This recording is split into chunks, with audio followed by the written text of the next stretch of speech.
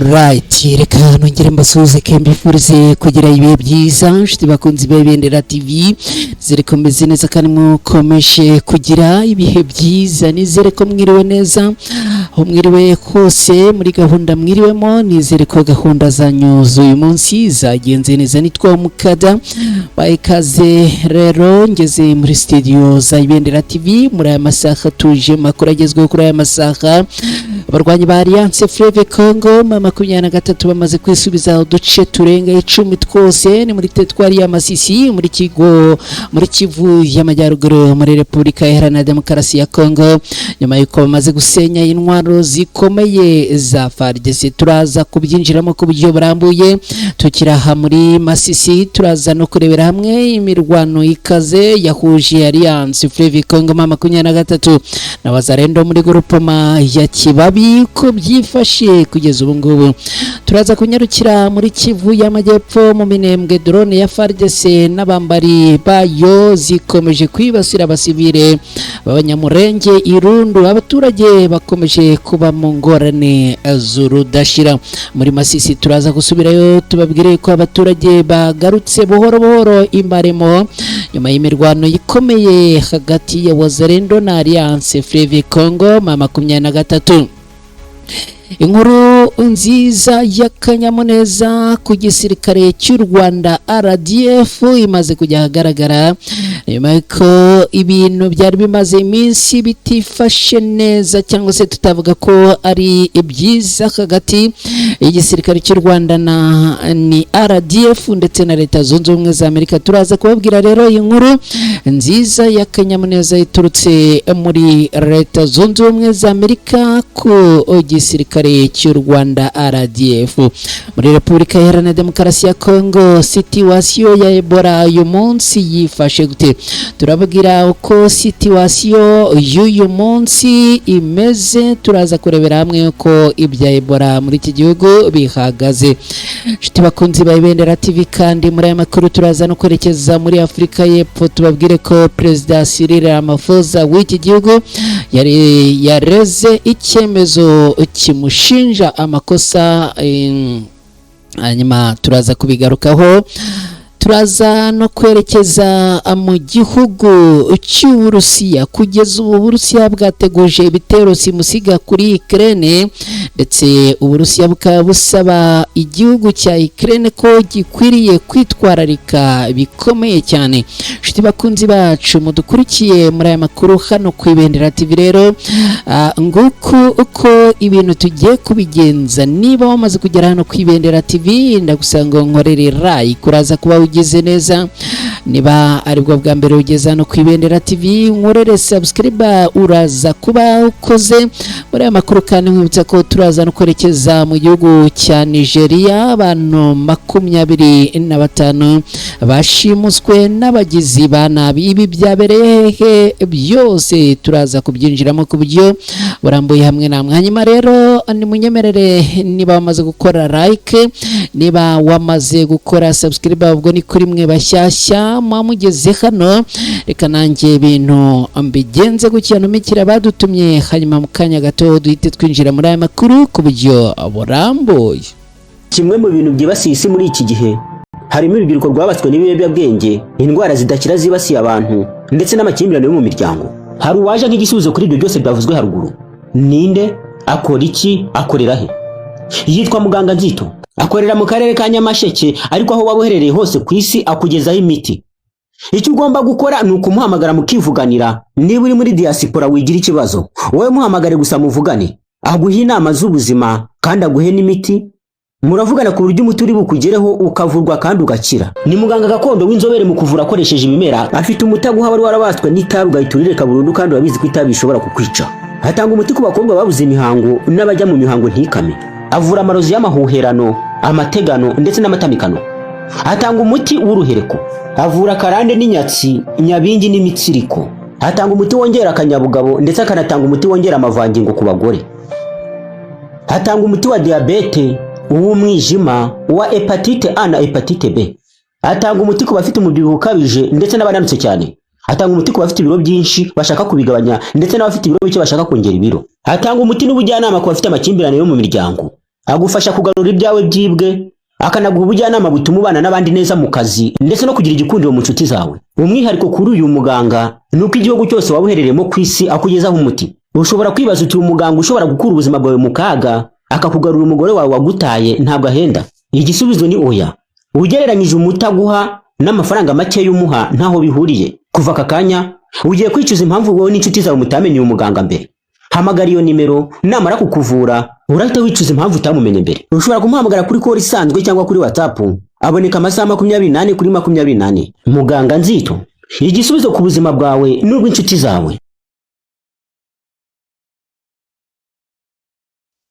Alright, igisubizo ku buzima bwawe n'ubw'inshuti zawe yitwa Muganga Nzito. Niba ufite kimwe mu bibazo bamaze kutubwira haruguru, ndakubwira ko rero uyu muganga yaje ari nk'igisubizo, kandi ndakubwiza ukuri uyu muganga ntabwo ahenda. Hanyuma rero niba ukeneye nimero ya muganga ndayikugezaho, fata telefone, ni akamenyetso ko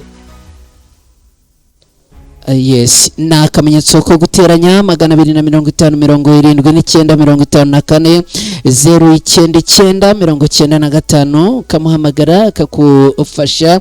Niba uherereye mu bihugu by'amahanga nawe uraza kumwandikira gufashe, ubundi ibintu abigende neza cyane. Shiti bakunzi ba Bendera TV rero ni munyemerere twinjire muri aya makuru byihuse, mbabwire yuko butuvugana abarwanyi ba Alliance Fleuve Congo 23 bamaze kwisubiza uduce turenga 10 twose muri Masisi, ndetse bakaba bongeye gusenya intwaro ikomeye ya FARDC.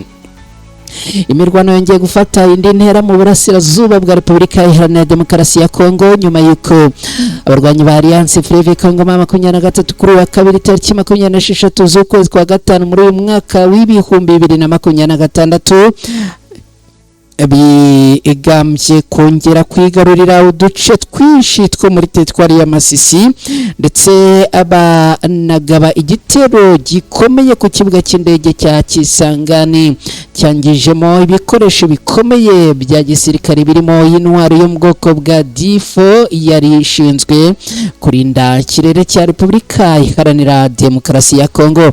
Amakuru ava ku rugamba aravuga ko ingabo za Alliance Fleuve Congo 23 zagabye ibitero simusiga mu bice byinshi bya Masisi zigaranzura ihuriro ry'ingabo za leta ya Kinshasa rigizwe na FARDC, FDLR na Wazalendo, maze basubira kwigarurira uduce dusaga 10 twari twarafashwe n'izi ngabo zo ku ruhande rwa leta ya Kongo mu minsi ishize. Mu duce twongeye kujya mu maboko ya Alliance Fleuve Congo 23 harimo Gasenyi, Bukinanyana, Bushika, Bukumbiriri, Nkonkwe, Runigi, Karunga, Nyakigano, Miruta, Musheberi na Kavuta. Twose akaba ari uduce duherereye muri teritwari ya Masisi mu ntara Kivu y'Amajyaruguru muri Repubulika Iharanira Demokarasi ya Kongo. Abakurikiranira hafi by'umutekano muri aka karere bavuga ko iyi ntsinzi ya Alliance Fleuve Congo 23 ishobora kongera guhindura cyane ishusho y'urugamba muri Masisi, cyane cyane ko utu duce dufatwa nk'ingenzi mu rwego rwa gisirikare no mu bukungu bitewe n'imihanda ikomeye tunyuramo ndetse n'ubutunzi bw'amabuye y'agaciro buri muri ako gace. Iyi mirwano ikomeye yabaye nyuma y'icyumweru kimwe gusa ihuriro ry'ingabo za leta ya Kongo ritangaje ko ryari ryabashije kwisubiza bimwe muri ibyo bice ndetse rikagera hafi y'agace ka Rubaya kamaze igihe gafatwa nk'ihuriro rikomeye y'ubucukuzi bw'amabuye y'agaciro muri Kivu y'Amajyaruguru. Amakuru ava mu baturage ndetse n'andi ava ku mirongo y'urugamba muri ibi bice aravuga ko imirwano yatangiye mu rukerera rwo kuri wa kabiri, aho impande zombi zakoresheje intwaro ziremereye zirimo mortier, rocket ndetse n'imbunda nini za artillery mu guhatanira kugenzura imihanda n'utundi duce tw'ingenzi. Abaturage benshi batuye muri utu duce baravuga ko bongeye guhunga ingo zabo kubera urusaku rw'amasasu menshi, dore ko ari n'amasasu ngo yamaze amasaha menshi, aho rero byumvikanaga hirya no hino muri teritwari ya Masisi. Hari amakuru avuga ko bamwe mu baturage bahungiye mashyamba no mu bice bifatwa nk'ibitekanye, mu gihe bikorwa by'ubuhinzi n'ubucuruzi byahagaze muri byinshi muri ibyo bice. Mu gihe imirwano yari ikomeje Masisi, Alliance Fleuve Congo 23 yanagabye igitero gikomeye ku kibuga cy'indege cya Kisangani. Havugwa ko hari ibikorwa bya gisirikare byakoreshwaga mu gutegura no kugaba ibitero byo mu kirere hifashishijwe drone n'indege za gisirikare. Amakuru aturuka muri aka gace aravuga ko muri icyo gitero kangiritse cyane ibikoresho bya gisirikare byo ku ruhande rwa leta ya Kongo byo mu bwoko bwa Difo. Ni intwaro yo mu bwoko bwa Difo yari ishinzwe gucunga no kurinda ikirere cya Repubulika Iharanira Demokarasi ya Kongo. Kugeza ubu Alliance Fleuve Congo 23 ikaba imaze igihe ishinja ihuriro ry'ingabo zo ku ruhande rwa leta ya Kongo gukoresha drone mu bitero bivugwamo kugwamo abasivile benshi cyane cyane mu bice biri hafi y'imirongo y'urugamba ndetse no mu duce dutuwe cyane n'abaturage muri Kivu y'Amajyepfo, cyane cyane mu bice bya Minembwe. Kugeza ubu rero abarwanyi ba Alliance Fleuve Congo 23 kongera kwigarurira uduce tugera cyese turenga 10, bikaba ari intsinzi yongeye gutuma abarwanyi ba Alliance Fleuve Congo 23 bongera kugira ikuzo n'ijambo mu ruhando rwa mahanga.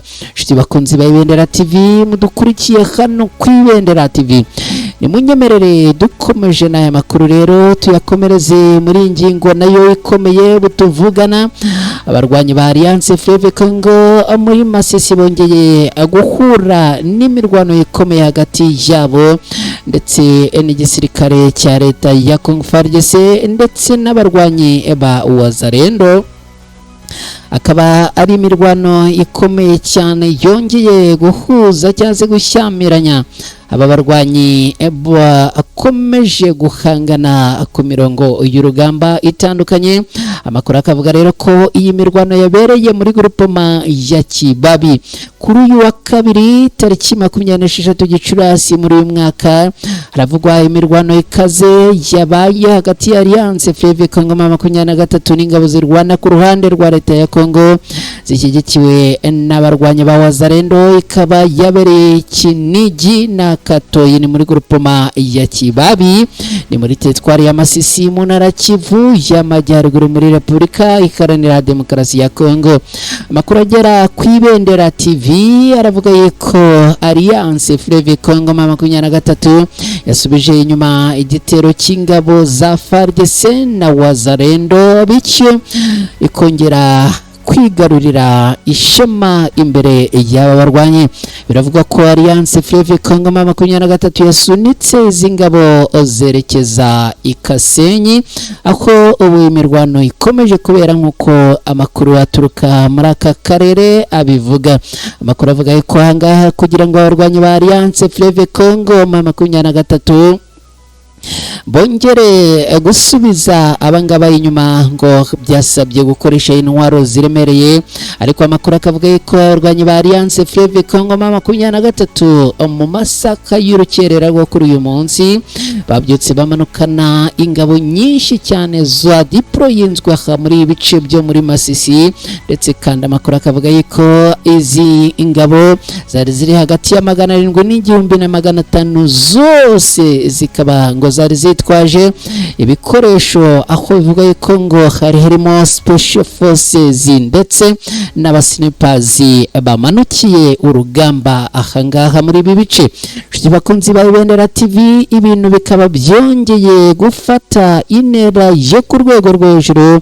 Ubu tuvugana amakuru aravuga ko n'ubundi abarwanyi bongeye guhangana bikomeye cyane. Ibintu rero byatumye n'ubundi abaturage batari bakeya abahunga kubera y'imirwano ikomeye cyane. Inshuti bakunzi ba Ibendera TV rero munyemerere tumanuke mu Minembwe rero. Mu Minembwe naho uyu munsi ibintu byongeye kuzambagatana. Uranyemerera nkubwire ko mu Minembwe ibintu byongeye gufata isura yo ku rwego rwo hejuru, nyuma y'uko n'ubundi hongeye kugabwa ibitero bikomeye cyane hakoreshejwe drone zo ku ruhande rwa leta ya Kongo. Akaba ari drone rero zongeye kwibasira ibice bituwe n'abaturage. Nyemerera nkubwire yuko ubu tuvugana ibintu byongeye guhindura isura. Mu gihe umutekano ukomeje kuzamba mu misozi miremire y'umurenge, amakuru aturuka mu gace ka Rundu gaherereye mu nkengero za centre ya Minembwe muri teritwari ya Fizi mu ntara Kivu y'Amajyepfo, aravuga ko indege zitagira abapilote zizwi nka drone z'ingabo zo ku ruhande rwa leta ya Kongo zifatanyije n'ingabo z'u Burundi n'imitwe ya Wazalendo zongeye kugaba ibitero simusiga byibasiye abaturage b'abasivile. Nk'uko amakuru agera ku Ibendera TV abivuga, imwe muri izo drone yarashe mu gace ka Rundu mu ijoro yarerekeye rishyira kuri wa kabiri, ikomeretsa abantu batatu barimo witwa Yohana Karimbura. Abaturage bakaba bavuga ko icyo gitero cyateye ubwoba bukomeye mu baturage bari basanzwe bamaze iminsi mu buzima bugoye kubera umutekano muke n'amasasu ahora yumvikana muri aka gace. Rundu ni kamwe mu duce tumaze igihe twibasirwa n'ibitero byo mu kirere. Amakuru ava mu baturage batuye avuga ko kuva tariki 22 kugeza ku munsi w'ejo tariki 25 z'ukwezi kwa gatanu muri uyu mwaka, drone zakomeje kuguruka muri ako gace no kurekura ibisasu hafi y'ingo z'abaturage. Ibintu byatumye benshi bahunga ingo zabo, abandi bagahora abikinga mu bihuru no mu mashyamba mu misozi kugira ngo barebe ko barokora ubuzima bwabo. Abaturage baravuga ko ibikorwa nk'ibi bikomeje gutuma ubuzima bwabo burushaho kuba bubi cyane cyane ko ibice byinshi bituwe n'abanyamurenge bikomeje kugabwaho ibitero bya hato na hato. Bamwe mu baganiriye na bitangazamakuru bitandukanye bavuga ko bibaza impamvu ibi bitero byinshi bikorerwa mu mihana cyangwa se mu bice birimo abasivile aho kwibanda ku mirwano hagati ya FARDC n'imitwe bakanganye irimo n'abarwanyi batwirwano ndetse na Alliance Fleuve Congo M23. Ibi bitero bya drone bije bikurikira indi mirwano imaze igihe hagati y'impande zikanganye mu misozi ya Minembwe, Umurenge, Mikenke, Rugezi, Bijombo n'ahandi. Abasesenguzi baravuga ko ikoreshwa ya drone mu duce dutuwe n'abaturage rishobora gukomeza guteza ibibazo bikomeye by'uburenganzira bwa muntu, cyane cyane mu gihe nta buryo buhagije bwo gutandukanya abasivile n'abarwanyi buragaragara.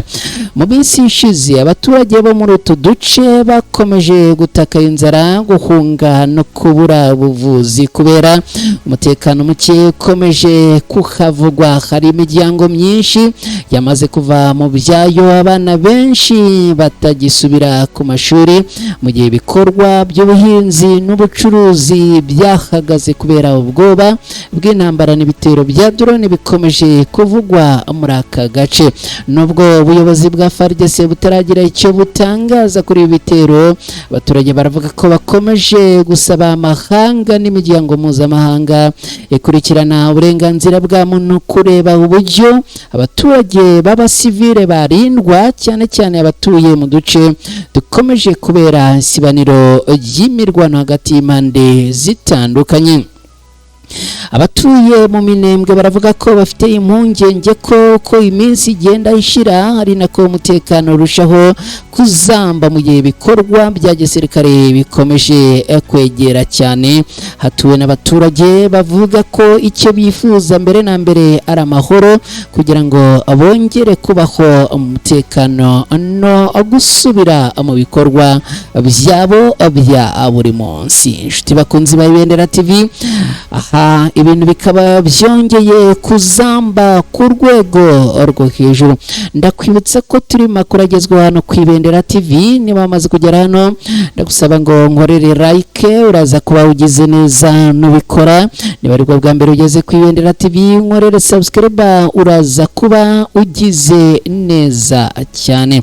Wowe dukurikiye rero, inyemerera nkubwire yuko ya makuru noneho tuyerekeje muri teritwari ya Masisi. Kugeza ubu muri Masisi ibintu byongeye gufata intera yo ku rwego rwo hejuru. Ndakubwira yuko tuvugana muri teritwari ya Masisi hongeye kubera imirwano ikomeye cyane, akaba n'ubundi ibintu byongeye guhindura isura yo ku rwego rwo hejuru. Ubu tuvugana abaturage batangiye kugenda bagaruka buhoro buhoro mu byabo ahitwa Imaremo nyuma y'imirwano ikomeye yari yahuje abarwanyi ba Wazalendo n'abarwanyi ba Alliance Fleuve Congo mama 23. Agahenge gake katangiye kugenda kagaruka Imaremo mu gace ka Masisi muri Kivu y'Amajyaruguru nyuma y'imirwano ikomeye hagati ya Wazalendo n'abarwanyi ba Alliance Fleuve Congo mama 23. Kuva kuri uyu wa kabiri tariki 26 Gicurasi muri uyu mwaka, abaturage batangiye kugaruka buhoro muri aka gace nyuma yo kuvuga ko abenshi bari baramaze guhunga ingo zabo biturutse ku mirwano yari maze iminsi ibera aha muri aka gace.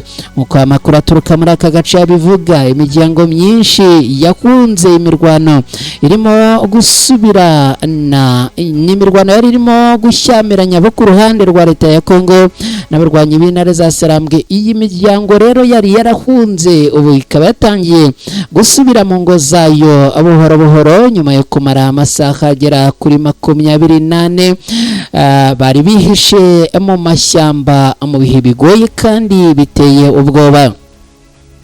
Aya makuru avuga ko abaturage benshi batakaje imitungo yabo mu gihe cy'imirwano yari maze iminsi ibera ahangaha. Bamwe bakaba barasahuwe cyangwa baratwawe n'abarwanyi ubwo banyuraga mu royo mudogodo. Amakuru aravuga ko hari abaturage benshi bashimuswe ahangaha. Umubare w'abapfuye by'agateganyo ugera ku bantu 9 harimo n'abasivile 4. Abarwanyi 2 ba Alliance Fleuve Congo mama 23 nabo bivuga yuko ngo bakomerekeye muri imirwano. Amakuru akavuga ko kandi abarwanyi ba Wazalendo bagera muri 7 hagati ya 7 n'8 nabo ngo batakarije ubuzima ahangaha. Amakuru aturuka mu nzego z'umutekano haragaragaza ko nyuma y'igihe gito cyo kwigarurira Maremo aba Wazalendo basubiye inyuma bakerekeza Iminjenje n'agace gaherereye ku mupaka w'uturere twa Masisi na Warikare. Nubwo abaturage bagenda bagaruka buhoro, ibintu biracyari bibi muri ako gace. Hari ubwoba bukomeje kugaragara mu baturage, batinya ko hashobora kongera kuvuka imirwano hagati y'imitwe ibiri yitwaje intwaro, no kuvuga hagati y'abarwanyi ba Alliance Fleuve Congo mama 23 n'abarwanyi ba Wazalendo. Nshuti bakunzi ba Ibendera TV rero mwese mudukurikiye, munyemerere nongere butse ko turi makuru agezweho kuri aya masaha ku Ibendera TV. Rongera kugusaba niba uri kumwe natwe ukaba udukurikiye muri aya makuru, nyemerere nkorere like, uraza kuba ugize neza.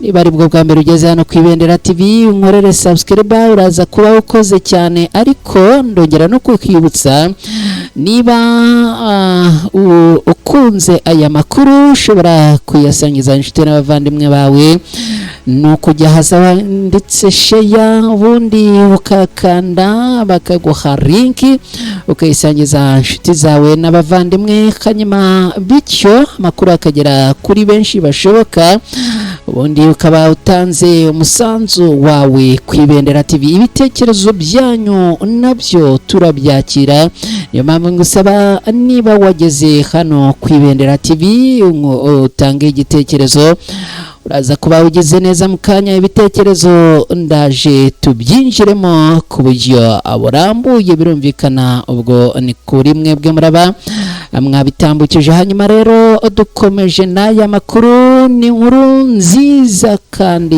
y'akanyamuneza, ni inkuru igeze mu gisirikare cy'u Rwanda RDF iturutse muri Leta Zunze Ubumwe za Amerika.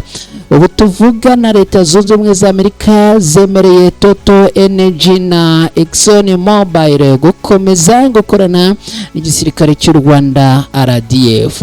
Leta Zunze Ubumwe za Amerika zikaba zimaze guha ibigo bya Total Energy na Exxon Mobil uburenganzira bwihariye bwo gukomeza gukorana n'ingabo z'u Rwanda zikorera muri Mozambique, bitandukanye n'ibihano kiriya gihugu cyafatiye ingabo z'u Rwanda.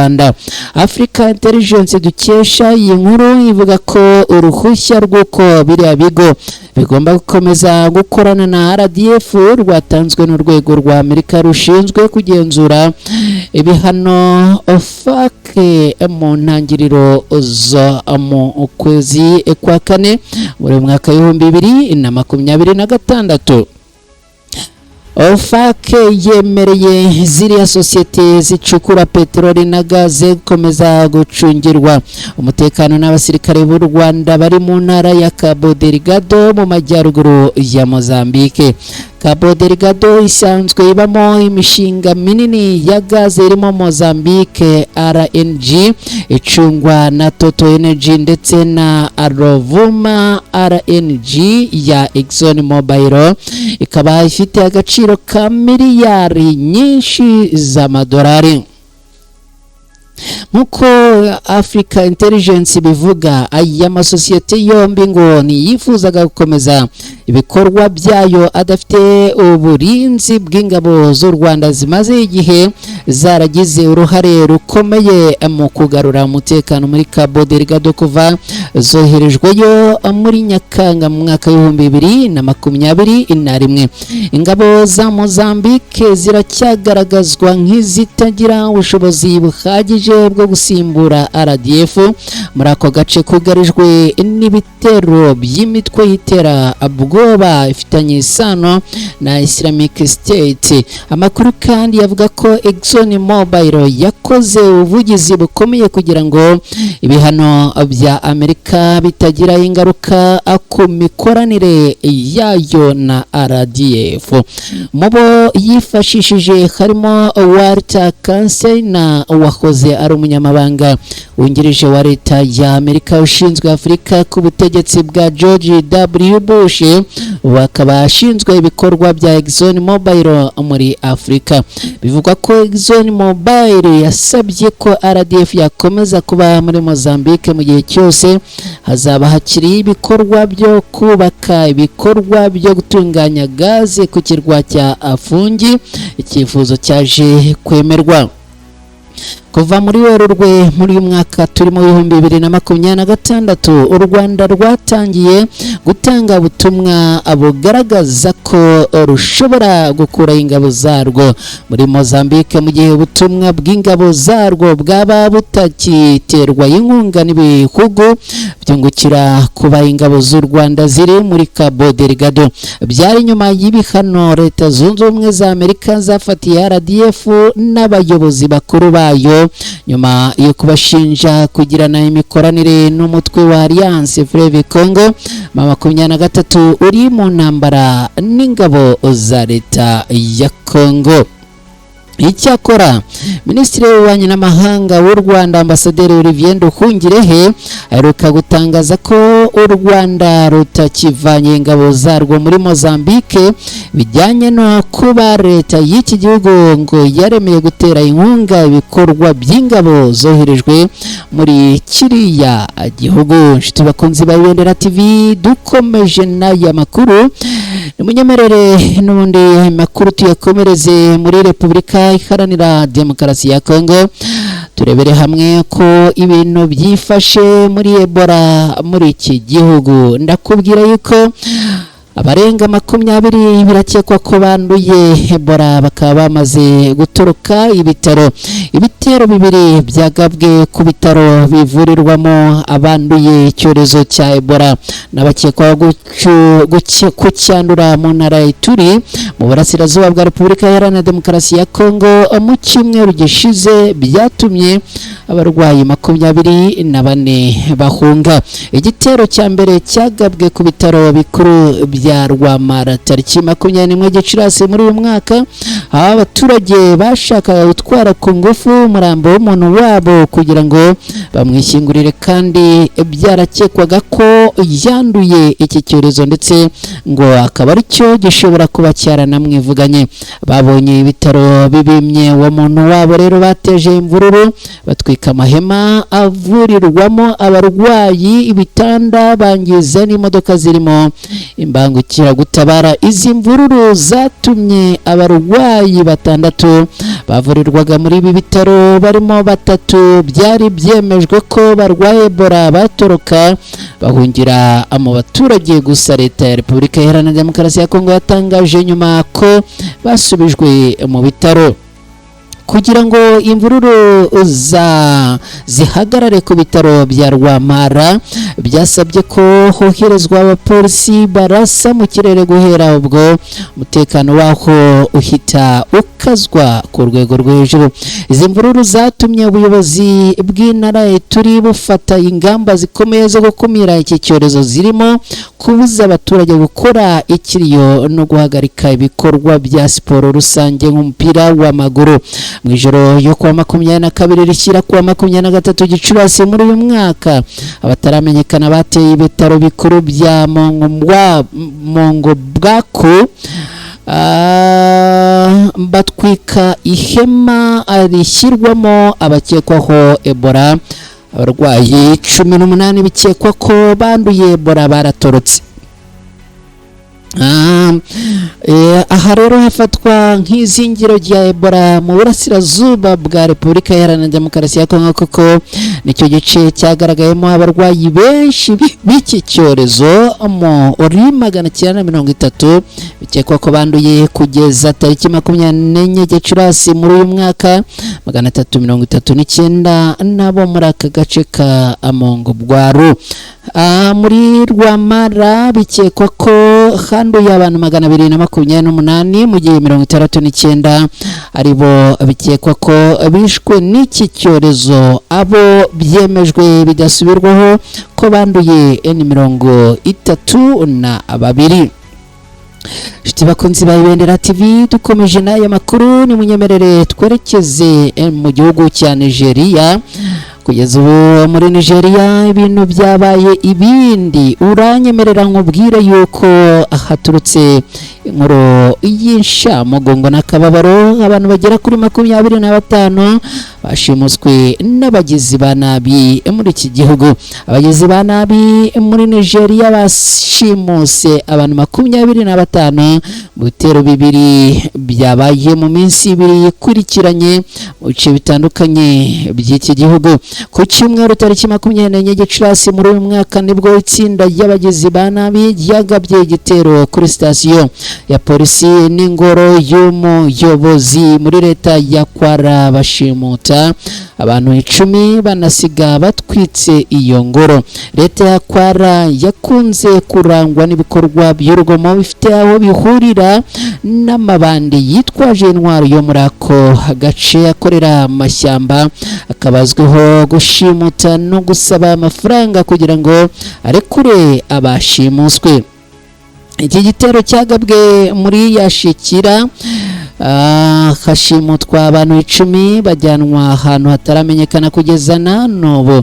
Komiseri wa polisi yitwa Ojo Adekimi yavuze ko inzego z'umutekano zatangiye ibikorwa bihuriweho n'igisirikare n'abaturage mu gushakisha mashyamba yegereye ako gace nako bikekwa ko abo bagizi ba nabi baba bihishe kugeza ubu ngubu.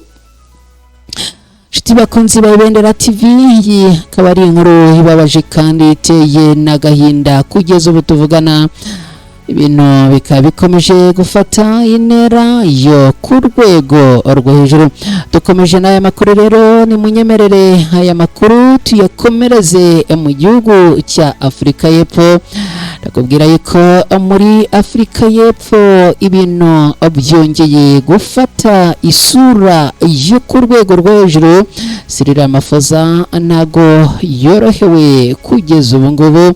Uyu akaba ari perezida w'iki gihugu cya Afurika y'Epfo akomeje kugenda atoroherwa mu rugendo rwe rwo kuyobora iki gihugu. Perezida wa Afurika y'Epfo Cyril Ramaphosa rero yatanze ikirego mu rukiko asaba ko raporo y'akanama kemeje ko ashobora kuba yarakoze amakosa mu kibazo cy'amafaranga yibwe muri mu isanduku ye isubirwamo. Uyu nguyu akaba yasabye ko iyi raporo isubirwamo ikongera ikanozwa. Ramaphosa asaba ko umwanzuro wafashwe mu mwaka wa 2022 wavugaga ko ashobora kuba yararenze ku itegeko nshinga ukurwaho. Avuga ko iyo raporo yashingiye ku magambo yavuzwe gusa aho kuba ibimenyetso bifatika, ndetse ko ako kanama katumvishe neza inshingano zako. Bwana Ramaphosa uri ku butegetsi kuva mu mwaka wa 2018 yahakanye kenshi ko hari ikosa yakoze muri ubwo bujura bwiswe Farmagate. Ubwo bujura bwateje impaka ku buryo Ramaphosa yari yarabonye ayo mafaranga ibihumbi 580 by'amadolari yavuze ko yibwe ku isambu ye mu mwaka wa 2020 niba yari yaramenyekanishijwe nk'uko bisabwa n'amategeko, ndetse n'impamvu yarabitswe mu bikoresho byo mu nzu aho kuyashyira muri banki. Ramaphosa yavuze ko ayo mafaranga arayavuye mu kugurisha imbogo. Iperereza rya banki nkuru ryasanze atararenze ku mabwiriza agenga ihererekanya ry'amafaranga y'amahanga. Gusa iki kibazo cyamwambitse icyasha kuko yageze ku butegetsi asezeranya kurwanya ruswa no gukiza urubwa ishyaka rye rya African National Congress ANC. Mu mwaka wa 2022 abadepite bo muri ANC baburijemo ibikorwa byo kumweguza, ariko mu ntangiriro za Gicurasi muri uyu mwaka wa 2026 urukiko rushinzwe kurinda itegeko nshinga rwemeje ko itora ryabereye mu nteko ishinga amategeko ritari rifite agaciro. Ruvuga ko ibirego bimureba bikwiye gukorwaho iperereza ryimbitse. Ramaphosa w'imyaka 73 yavuze ko yubaka uwo mwanzuro. Manda ye izarangira mu mwaka wa 2029 kandi abasesenguzi ba politike bavuga ko ashobora kurokoka uko kugerageza kumweguza mu gihe byagera kwitora mu nteko ishinga amategeko. Muri Gicurasi ANC yongeye gushimangira ko ishyigikiye Ramaphosa, byongera amahirwe ye yo guhangana n'abashaka kumweguza. Itora ryo kweguza Perezida Ramaphosa risaba ubwiganze bwa 2/3 by'amajwi kugira ngo yemezwe, nubwo ANC yatakaje ubwiganze bwayo mu nteko ishinga amategeko mu matora yo mwaka wa 2024. Iracyafite hafi 40% by'imyanya mu nteko ishinga amategeko y'iki gihugu. bakunzi ba Ibendera TV rero ni munyemerere mbabwire ko dukomeje n'aya makuru twerekeje noneho mu gihugu cy'Uburusiya. Hanyuma mu gihugu cy'Uburusiya haravugwa iki? Ni munyemerere naho turebera hamwe ko ibintu byifashe. Mbabwire ko ubu tuvugana igihugu cy'Uburusiya kimaze guteguza Ukraine ko igomba akuraswa ko abikomeye cyane. No kubera iki rero ibije ni munyemerere inkuru nayo tuyinjiranemo. Guverinoma y'Uburusiya yateguje ko igiye kugaba ibitero bishya kuri Kiev nyuma y'iminsi mike bugabye kimwe mu bitero bikomeye ku murwa mukuru wa Ukraine kuva intambara yatangira. Reka mbibutse ko intambara ya Ukraine n'Uburusiya nayo ni intambara imaze iminsi myinshi, aho n'ubundi impande zitandukanye zikomeje kurwana umuhenerezo. Niba ariko navuga ibintu rero bikaba bikomeje gufata intera yo ku rwego rwo hejuru. Kugeza ubu rero Uburusiya bwamaze kujya akarungu, bwamaze kurakara bikomeye cyane. Buravuga rero ko bugiye kongera kwegura ibitero bikomeye cyane kuri Ukraine. Amakuru agera ku Ibendera TV aravuga ko Minisiteri y'Ububanyi n'Amahanga y'Uburusiya yatangaje ko ibyo bitero bishya bigiye guterwa bizibanda cyangwa se bizibasira ibigo by'inzego zifata ibyemezo n'ahakorera ubuyobozi bwa gisirikare hamwe n'inganda zikora indege nto zitagira abapilote muri uwo mujyi. Moscow yasabye abanyamahanga n'abadiplomate kuva muri Kiev vuba bishoboka, inaburira abaturage kwirinda kwegera inyubako z'ubuyobozi n'iza gisirikare. Ukraine yavuze ko ibyo Uburusiya bwatangaje ari ugushaka gukanga no kwishyiraho igitutu, isaba ibihugu bishyigikiye kongera igitutu ku Uburusiya. Mu itangazo rya Ukraine yavuze ko kuba Moscow yaburiye abanyamahanga bigaragaza ko yemera ko ibitero byayo bigamije no gutera ubwoba abahagarariye ibihugu by'amahanga. Iryo tangazo ryakomeje rivuga ko ibitero by'Uburusiya kuri Kiev bitigeze bihagarara hafi na rimwe mu cyumweru kuva intambara yatangira, kandi ko umutekano muke uterwa na Moscow ukimeze nk'uko wari umeze mu myaka cyangwa mu mezi ashize. Perezida wa Ukraine Volodymyr Zelensky yavuze ko ibitero bikomeye Uburusiya bwagabye mu ijoro ryo kuwa gatandatu byahitanye abantu 4 bigakomeretsa abarenga 100 muri Kiev no mu tundi duce. Moscow yavuze ko ibyo bitero ndetse n'ibindi yihanangirije ko ishobora kugaba ari igisubizo ku cyo ivuga ko cyari igitero cya Ukraine cyagambiriwe ku icumbi ry'abanyeshuri mu mujyi wa Starobilsk ko wa gatanu, aho abayobozi b'Uburusiya bavuze ko abantu 21 bose bahasize ubuzima. Nshuti bakunzi ba Ibendera TV mudukurikiye kandi mwari muri kumwe natwe muri aya makuru agezweho kuri aya masaha ku Ibendera TV, munyemerere mbashimire cyane mwe mwabanye natwe. Hanyuma mbabwire ko twerekeje ku musozo w'aya makuru. Mwagize neza kubana natwe, mwakoze. Hanyuma rero mugire ijoro ryiza, Imana yibane namwe barinde kandi mukomeze kurindwa n'Imana. Nitwa Mukada, bye, ciao ciao.